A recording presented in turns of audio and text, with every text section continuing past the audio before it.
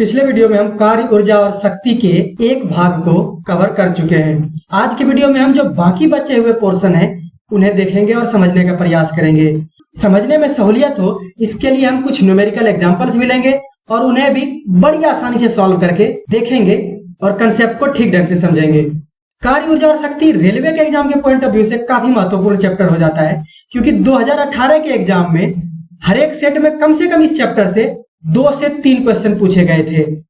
35-40 minute के video को देखकर अगर 2 नंबर मिल रहा हो तो मुझे नहीं लगता कि ये सौदा घाटे का होगा। तो वीडियो में लास्ट तक बने रहें और जितने भी आपके डाउट्स कार्य ऊर्जा और शक्ति से संबंधित हैं वो पूरा का पूरा क्लियर हो जाएगा। तो बिना दुनियादारी की बात किए सीधे पॉइंट पर आते हैं और वीडियो को शुरू करते हैं। सबसे पहले हम आज के वीडियो में देखेंगे कि स्थितिज ऊर्जा क्या है। इससे पहले की चीजों को हम पिछले वीडियो में समझ चुके हैं। स्थितिज ऊर्जा कहता है कि जब किसी वस्तु में उसके स्थिति या आकार के कारण, या यहां आप कह सकते हैं स्थिति या आकार में परिवर्तन के कारण जो कार्य करने की क्षमता होती है उसे ही हम उस वस्तु की स्थितिज ऊर्जा कहते हैं। अगर इसके परिमाण की बात करें तो अगर m द्रव्यमान का कोई वस्तु हो जिसे कि पृथ्वी के सतह से h ऊंचाई पर रखी गई हो तो स्थितिज ऊर्जा यानी पोटेंशियल एनर्जी बराबर हो जाता है mgh, जहां की g गुरुत्वीय त्वरण है। आगे अगर देखें तो स्थितिज ऊर्जा का एसआई मात्रक भी जूल होता है। जूल अगर आप यहां देखें तो कार्य और सभी प्रकार की ऊर्जा का मात्रक भी जूल ही है। इस कंसेप्ट को अगर आप ज्यादा और अच्छे ढंग से समझना चाहें तो वो ये है कि किसी भी पिंड में जितने जूल की ऊर्जा होगी वह पिंड उतना ही कार्य करेगा। इसका उल्टा अगर कोई पिंड 10 जूल का कार्य करता है तो इसका मतलब है कि उसमें 10 जूल की ऊर्जा संचित हुई है। इस चीज को हम आगे आने वाले सेक्शंस में और भी अच्छे ढंग से समझ पाएंगे। स्थितिज ऊर्जा की विमा भी ml में 2 और t में -2 होती है, जैसा कि हम पहले देख चुके हैं। अगर आपने पहले वाला वीडियो नहीं देखा है तो आप इस वीडियो के बाद उस वीडियो को भी जाकर जरूर देखें। लिंक आपको डिस्क्रिप्शन बॉक्स में और ऊपर आई बटन पर मिल जाएगा। अब आगे हम देखते हैं कि स्प्रिंग में संचित स्थितिज ऊर्जा क्या होती है। जैसा कि हमने पिछले सेक्शन में देखा था कि जितने जूल का कार्य किसी भी पिंड पर होता है उस पिंड में उतने जूल की ऊर्जा संग्रहित हो जाती है। इसका सीधा सीधा एग्जांपल स्प्रिंग है। अगर एक स्प्रिंग है जो कि इस प्रकार है और इस पर अगर हम 10 जूल की ऊर्जा से इसे दबाते या खींचते हैं तो इस स्प्रिंग में 10 जूल कार्य करने की क्षमता उत्पन्न हो जाती है। और चूंकि इसके आकार में परिवर्तन के कारण यह ऊर्जा आती है तो हम कहेंगे कि वस्तु पर जो 10 जूल का कार्य हुआ है वह इस वस्तु यानी स्प्रिंग में स्थितिज ऊर्जा के रूप में संचित हो गई है। यह पहला पॉइंट कहता है कि किसी स्प्रिंग पर बल लगाने से उसमें खिंचाव या संकुचन बल के समानुपाती होता है। यानी अगर ये कोई स्प्रिंग है तो इसे हम अगर ये खींचें तो इसमें खिंचाव होगा, वहीं अगर इसे हम दबाएं दोनों तरफ से तो इसमें संकुचन होगा। तो इस पॉइंट का सिर्फ यही मतलब है कि ये जो खिंचाव या संकुचन होगा ये बल के समानुपाती होगा। अगर इसे मैथमेटिकल रूप में हम लिखें तो हम लिख सकते हैं F directly proportional to x, यानी कि इस स्प्रिंग के लंबाई में मानते हैं कि इसकी लंबाई अभी अगर L है और खींचने के बाद अगर इसकी लंबाई में x परिवर्तन आ जाता है तो यह x जो लंबाई में परिवर्तन है यह लगाए गए बल के समानुपाती होगा। अब हम जानते हैं कि अगर हम समानुपाती का चिन्ह हटाकर बराबर का चिन्ह लाते हैं तो हमें कांस्टेंट से गुना करना पड़ता है। तो यह F बराबर हो जाता है kx। यहाँ k एक कांस्टेंट है जिसे कि हम स्प्रिंग कांस्टेंट कहते हैं। स्प्रिंग नियतांक का एसआई मात्रक न्यूटन प्रति मीटर होता है। यह पॉइंट भी काफी महत्वपूर्ण है क्योंकि इससे सीधे सीधे क्वेश्चन पूछने की संभावना बनती है कि स्प्रिंग नियतांक यानी k का एसआई मात्रक क्या होता है। तो हम यहाँ k का एसआई मात्रक कैसे निकाल सकते हैं ये देखें। अगर तो चूंकि F बराबर है kx तो k बराबर हो जाएगा F बटे x। F का एसआई मात्रक न्यूटन और x का एसआई मात्रक मीटर यानी कि न्यूटन प्रति मीटर, जो कि यह लिखा गया है। आगे हम देखते हैं कि स्प्रिंग नियतांक की विमा, इसे यहां सुधार लें, ये m t -2 ही होगा। इसे अगर निकाल कर हम देखें तो स्प्रिंग नियतांक के बराबर होता है F बटे x। F यानी बल की विमा अगर देखें तो ये होता है एम एल टी माइनस 2 और x की विमा होती है l। अब इसे अगर हम देखें तो नीचे का एक l ऊपर के एक l से कट जाएगा और इस तरह से k की विमा हो जाएगी m t माइनस 2। इसे यहां सुधार लें। आगे अगर हम देखें कि संचित स्थितिज ऊर्जा का मान कितना होगा, तो यहाँ ये पॉइंट कहता है कि यदि किसी स्प्रिंग का स्प्रिंग कांस्टेंट k हो, यानी कि स्प्रिंग नियतांक k हो और बल लगाने पर इसकी लंबाई में x परिवर्तन होता हो, तो इसमें संचित ऊर्जा होती है 1/2 kx²। ये फॉर्मूला काफी महत्वपूर्ण है क्योंकि इससे सीधे सीधे न्यूमेरिकल्स पूछे जा सकते हैं और पिछले एग्जाम में पूछे भी गए हैं। अब हम देखते हैं कि स्थितिज ऊर्जा के कुछ उदाहरण, कि किस स्थिति में हम कहेंगे कि वस्तु या पिंड में स्थितिज ऊर्जा है। तो यहां देखते हैं कि बांध में संग्रहित पानी, छत पर खड़ा लड़का, तना हुआ धनुष या गुलेल, चाबी वाली घड़ी या खिलौना, दबा हुआ गद्दा। यानी इन सारी स्थितियों में हम देखते हैं कि बांध में पानी अगर है तो ये ऊंचाई से सतह से ऊपर तक लेवल हो जाता है पानी का। छत पर एक लड़का अगर खड़ा है तो ये जमीन के सतह से कुछ ऊंचाई पर है। तना हुआ धनुष, यानी कि एक समान धनुष को अगर हम तानते हैं तो इसे ताने जाने के लिए कुछ कार्य करना पड़ता है और यही कार्य स्थितिज ऊर्जा के रूप में संग्रहित हो जाती है। इसके अलावा एक और एग्जांपल अगर देखें तो उठा हुआ हथौड़ा, जो कि क्वेश्चन पूछा गया है रेलवे में, इसमें भी स्थितिज ऊर्जा होती है। अब कुछ ऐसी स्थितियां हैं जहां जिसमें कि स्थितिज ऊर्जा और गतिज ऊर्जा दोनों हो सकते हैं। उसे अगर देखें तो एक लड़का जो छत पर दौड़ रहा है, छत पर होने की वजह से उसमें स्थितिज ऊर्जा है और चूंकि वह दौड़ रहा है इसीलिए उसमें गतिज ऊर्जा भी है। साथ ही उड़ता हुआ पक्षी या हवाई जहाज, इसमें ऊंचाई के कारण स्थितिज ऊर्जा है और उड़ने की वजह से गतिज ऊर्जा है। ठीक उसी प्रकार नदी की सतह पर बहता हुआ पानी, ऊंचाई से गिरती हुई कोई गेंद इत्यादि में गतिज ऊर्जा और स्थितिज ऊर्जा दोनों होते हैं। आपके दिमाग में यह सवाल आ सकता है कि ऊंचाई से गिरती हुई गेंद में स्थितिज ऊर्जा कैसे हो सकती है। तो अगर हम देखें कि ये पृथ्वी सतह है, यहां से कोई गेंद गिरना शुरू होती है और अगर यहाँ गिरती है, यहां तक गिरती है, तो इस वक्त इसमें कुछ वेग होगा और इस वेग की वजह से उसमें गतिज ऊर्जा होगा जिसका कि परिमाण 1/2 mv² होगा। साथ ही इसमें कुछ स्थितिज ऊर्जा भी होगी जिसका परिमाण की mg और h होगा, क्योंकि यहां से अभी भी ये कुछ ऊंचाई पर ही है। तो उम्मीद करता हूं कि ये चीज आप ठीक ढंग से समझ गए होंगे। आगे हम देखते हैं ऊर्जा संरक्षण का सिद्धांत ये क्या कहता है। ऊर्जा संरक्षण का सिद्धांत भी काफी महत्वपूर्ण है कार्य ऊर्जा और शक्ति के दृष्टिकोण से। इसके अनुसार ऊर्जा को न तो उत्पन्न किया जा सकता है न ही नष्ट कर सकते हैं, इसका केवल एक रूप से दूसरे रूप में रूपांतरण हो सकता है। उदाहरण के तौर पर अगर हम देखें तो जब किसी वस्तु को ऊपर से नीचे की ओर गिराते हैं या नीचे से ऊपर की ओर फेंकते हैं तो इसके स्थितिज ऊर्जा में कमी या वृद्धि उस वस्तु में गतिज ऊर्जा में वृद्धि या कमी के बराबर होता है। यहाँ तो इस नियम को हम ऊर्जा संरक्षण के बजाय अगर सिर्फ यांत्रिक ऊर्जा संरक्षण का सिद्धांत भी कहें तो कोई अतिशयोक्ति नहीं होगी। अगर हम इसे समझने का और ठीक ढंग से प्रयास करें तो मान लेते हैं कि कोई वस्तु है जो कि h ऊंचाई पर है और इसे यहां से जमीन की तरफ छोड़ा जाता है। तो यहां जब ये वस्तु थी तो इसमें सिर्फ स्थितिज ऊर्जा थी। जब इस वस्तु को यहां से छोड़ा जाता है और मान लेते हैं कि अब ये h - x ऊंचाई तक ही रही, तो यहाँ पे इस वस्तु में इस ऊंचाई की वजह से स्थितिज ऊर्जा है और जितनी ऊर्जा कि यहां से यहां आने में स्थितिज ऊर्जा कम हुई है उतने ही परिमाण का गतिज ऊर्जा इसमें उत्पन्न हो जाता है। और इस प्रकार से स्थितिज ऊर्जा और गतिज ऊर्जा दोनों का जो जोड़ है वो हमेशा संरक्षित रहता है और इसी सिद्धांत को हम यांत्रिक ऊर्जा संरक्षण का सिद्धांत भी कहते हैं। आगे अब हम इन्हीं चीजों की मदद से एक न्यूमेरिकल क्वेश्चंस को सॉल्व करते हैं। पहला क्वेश्चन यहाँ है कि किसी स्प्रिंग का स्प्रिंग कांस्टेंट यानी कि गिवन है, सबसे पहले हम लिखें कि K बराबर है 100 न्यूटन प्रति मीटर। यदि बल लगाकर इसकी लंबाई 60 सेंटीमीटर से 50 सेंटीमीटर कर दें तो इस स्प्रिंग में संचित स्थितिज ऊर्जा का मान क्या होगा। तो यहाँ हम देखें अगर x का मान क्या होगा तो ये है 60 सेंटीमीटर माइनस 50 सेंटीमीटर यानी कि 10 सेंटीमीटर। अगर इसे मीटर में बदलें तो ये हो जाएगा 0.1 मीटर। अब अगर हम इसमें संचित स्थितिज ऊर्जा का मान निकालना चाहें तो हम जानते हैं कि ये बराबर होता है 1/2 kx²।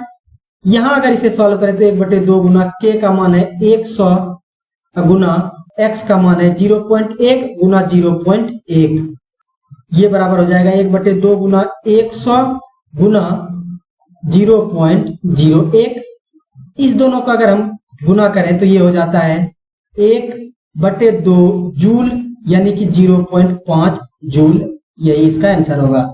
अगला एक क्वेश्चन और हम सॉल्व करते हैं, जो कि है, सबसे पहले अगर देखें यहाँ की दिया हुआ क्या क्या है, तो 2 किलोग्राम का एक पत्थर है, यानी कि m बराबर है 2 किलोग्राम, जो कि प्रारंभ में 80 मीटर के ऊंचाई पर है, यानी कि h1 अगर हम देखें तो ये है 80 मीटर। इस ऊंचाई से गिराया जाता है।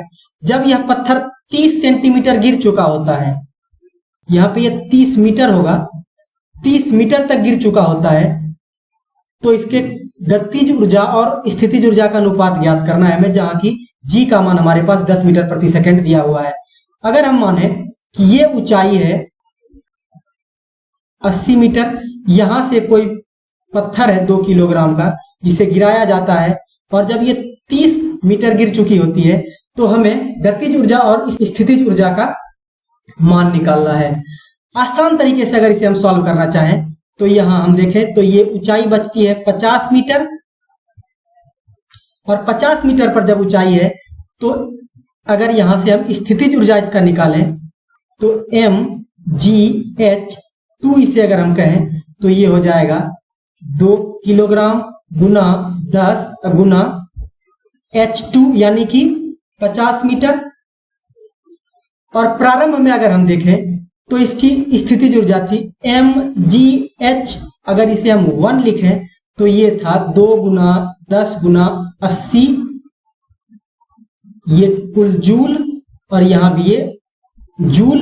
अब हम जानते हैं कि जितनी भी स्थितिज ऊर्जा कम हुई है वो सारा का सारा गतिज ऊर्जा में परिवर्तित हो गया है। तो इसे अगर सॉल्व करें तो ये हो जाता है 160 यानी 1600 जूल, और इसे अगर हम सॉल्व करें तो ये हो जाता है 1000 जूल, यानी कि गतिज ऊर्जा हो जाएगी 1600 जूल माइनस 1000 जूल, यानी कि 600 जूल। अगर इसे हम दूसरे तरीके से सॉल्व करें और यहाँ वेग निकालने जाएं और वेग निकालकर गतिज ऊर्जा निकालें तो ये काफी लेंदी प्रोसेस हो जाएगा। इसीलिए मैंने कहा था कि यांत्रिक ऊर्जा संरक्षण का सिद्धांत समझ लेना बहुत जरूरी है। अब अगर हम यहाँ से काइनेटिक एनर्जी यानी गतिज ऊर्जा बटे पोटेंशियल एनर्जी यानी स्थितिज ऊर्जा निकालना चाहें तो ये हो जाएगा 600 जूल बटे 1000 जूल। यहां से 2 जीरो कट जाएगा, यहां से अगर 2 से हम इसे कटाएं तो ये 3 बार में और ये 5 बार में कटेगा, यानी कि 3:5 ये होगा गतिज ऊर्जा और स्थितिज ऊर्जा का अनुपात। इसे अगर हम और ढंग से देखें तो जब ये ठीक बीचों बीच आ जाएगी तो ऊर्जा बिल्कुल बराबर बराबर बढ़ जाएगा।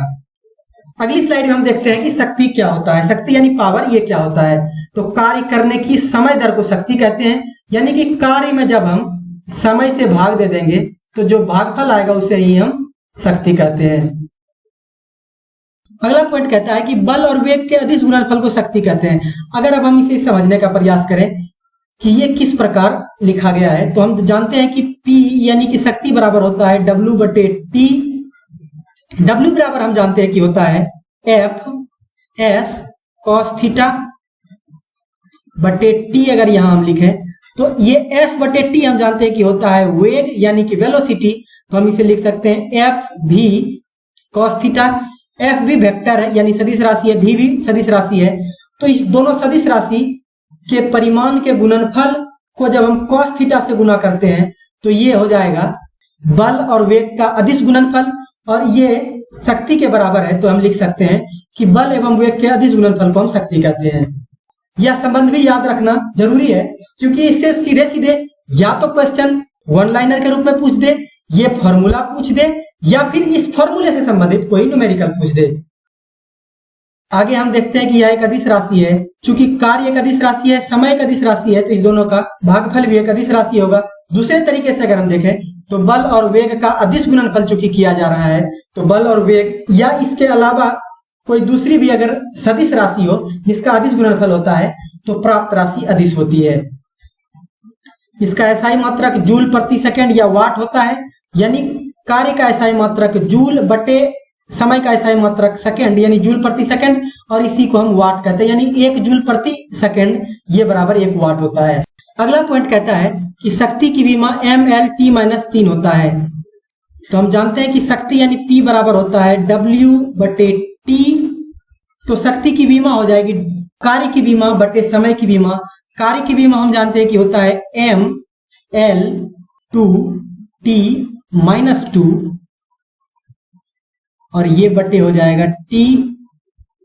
अगर इस T को हम ऊपर ले जाए तो ये हो जाएगा mL/T-3, क्योंकि यहाँ ये प्लस में ऊपर जाकर माइनस में हो जाएगा। और इस प्रकार हम देखते हैं कि शक्ति की विमा mL/T-3 होती है। आगे मशीन की दक्षता, इससे भी 1-2 क्वेश्चंस पूछे गए हैं लेकिन सीधे फॉर्मूला बेस्ड। तो हम देखते हैं कि मशीन की दक्षता ये क्या होती है। तो मशीन की दक्षता को ईटा से सूचित करते हैं, इस चिन्ह को ईटा पढ़ा जाता है। ये बराबर होता है आउटपुट शक्ति बटे इनपुट शक्ति। यानी कि अगर कोई मशीन है जिसमें कि हम 100 वाट का इनपुट शक्ति देते हैं और ये 60 वाट आउटपुट शक्ति हमें प्रदान करता है, तो इसकी इफिशियंसी यानी दक्षता हो जाएगी 60/100 यानी कि 0.6। किसी भी मशीन की दक्षता अधिकतम 1 हो सकती है, क्योंकि इनपुट से ज्यादा आउटपुट कभी नहीं मिल सकता है। तो अगर आप सीधे सीधे इस चीज को भी याद रखें तो 1-2 ऑप्शन तो सीधे सीधे भी छाटा जा सकता है, क्योंकि पता चले कि एक ऑप्शन ही आपका 1.5 या 2 हो तो ऐसे ऑप्शंस तो बिल्कुल छट ही जाएंगे। तो अब इन चीजों से संबंधित हम शक्ति से रिलेटेड कुछ न्यूमेरिकल्स करते हैं। तो यहाँ देखते हैं कि 60 किलोग्राम का एक व्यक्ति 20 सेंटीमीटर ऊंचाई की 100 सीढ़ी को 2 मिनट में चढ़ जाता है। उस व्यक्ति की शक्ति क्या है? यानी कि m हमारे पास दिया हुआ है 60 किलोग्राम, एक सीढ़ी की ऊंचाई h डैश ये है 20 सेंटीमीटर, और ऐसी 100 सीढ़ियां हैं। तो h बराबर हो जाएगा 20 सेंटीमीटर गुना 100। अगर इसे हम 100 से भाग दे दें तो ये सेंटीमीटर का मीटर हो जाएगा, और इस प्रकार निकलकर हमारे पास आ जाएगा h बराबर 20 मीटर और t बराबर हमारे पास दिया हुआ है 2 मिनट यानी कि 120 सेकेंड। अगर अब हम शक्ति निकालना चाहें तो उसके लिए हम जानते हैं कि P बराबर होता है W/T। तो W यानी कि कार्य, और कार्य कितना किया गया है ये अगर हम देखें तो हम सीधे सीधे कार्य और ऊर्जा के संबंध को अगर देखें तो इस ऊंचाई पर जाने के बाद इस 60 किलोग्राम के व्यक्ति में कुछ स्थितिज ऊर्जा संचित हो गई होगी, और जितनी स्थितिज ऊर्जा संचित हुई है उतना ही कार्य किया गया है। तो हम अगर ऊर्जा देखें तो mgh/T यानी कि कार्य बराबर होगा स्थितिज ऊर्जा के, जो स्थितिज ऊर्जा की इस 60 किलोग्राम के व्यक्ति में संचित हुई है। तो m बराबर है यहाँ 60, g बराबर है 10 और h बराबर है 20 मीटर। t बराबर यहाँ हो गया 120 सेकेंड। अगर अब इसे हम आगे सॉल्व करें, ये 60 से 2 बार में कट जाएगा और 2 से ये 10 बार में कट जाएगा, और इस तरह से P बराबर हो जाएगा 100 जूल प्रति सेकेंड यानी कि 100 वाट, और यही आंसर होगा। तो आज के वीडियो में फिलहाल इतना ही। उम्मीद करता हूं कि आपको ये वीडियो काफी पसंद आया होगा। कमेंट बॉक्स में जरूर बताएं कि आपको ये वीडियो कैसा लगा। अगर इस वीडियो से संबंधित आपका कोई क्वेश्चन हो तो उसे भी कमेंट बॉक्स में जरूर लिखें। साथ ही कार्य ऊर्जा और शक्ति से संबंधित अगर आपका कोई क्वेश्चन है तो वो भी आप हमें टेलीग्राम चैनल पर हमारे भेज सकते हैं। टेलीग्राम चैनल का लिंक आपको वीडियो के डिस्क्रिप्शन में मिल जाएगा। अगर ये वीडियो आपको पसंद आया हो तो आप अपने उन दोस्तों तक भी इसे जरूर शेयर करें जिन्हें कि इससे फायदा मिल सकता है। वीडियो पूरा देखने के लिए धन्यवाद। मिलते हैं इसी तरह के एक और मजेदार वीडियो लेक्चर के साथ। तब तक के लिए नमस्कार, जय हिंद।